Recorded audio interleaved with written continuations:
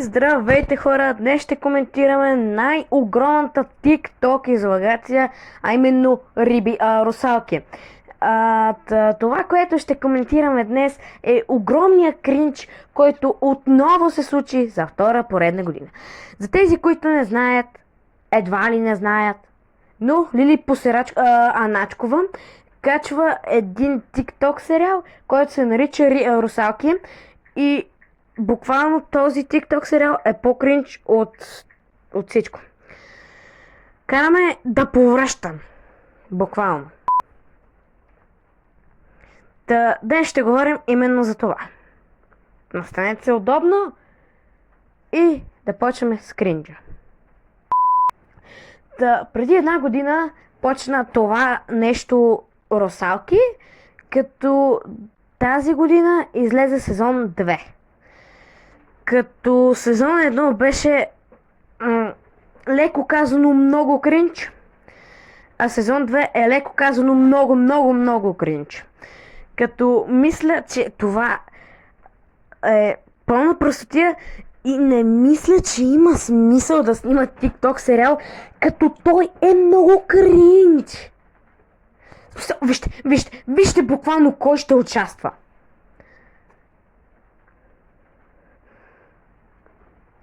Да.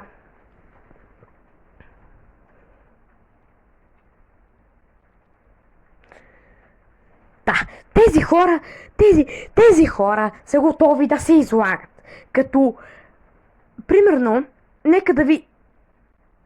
Примерно, актьорската игра на Лили Аначкова е трагична. Трагично зле. За Ева също. Но при другите е малко така окей. При Иван също. И при там Зиноли, как се казваше, забравихме името. И да, буквално тези хора са най-кринч от всичките. Буквално като излезе някакъв епизод на Русалки. Буквално се подготвям за много тежко изживяване. Това е най-огромният кринч, който съм преживяла някога. Това е по-кринчово от видеята ми, бе, брат. Представи си за какво говорим. Да, също така. Има един скандал, който избухна в нета между Линшо. Между Линшо и там Лелката Аначкова.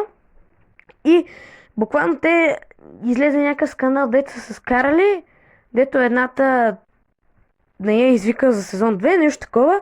И буквално това гръмна из целия нет. Където и да скролна в TikTok. Също така, не забравяйте да ме последвате в Instagram и TikTok. И да. И буквално където и да отида, виждам това.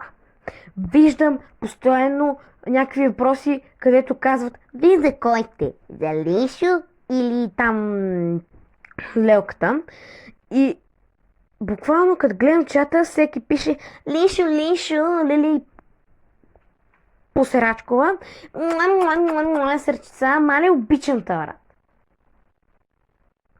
Това е малумно. Буквално има много хубави тиктокъри.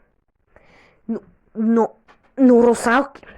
Русалки да получи 1 милион гледания на първи си епизод на първи сезон, това е нереално.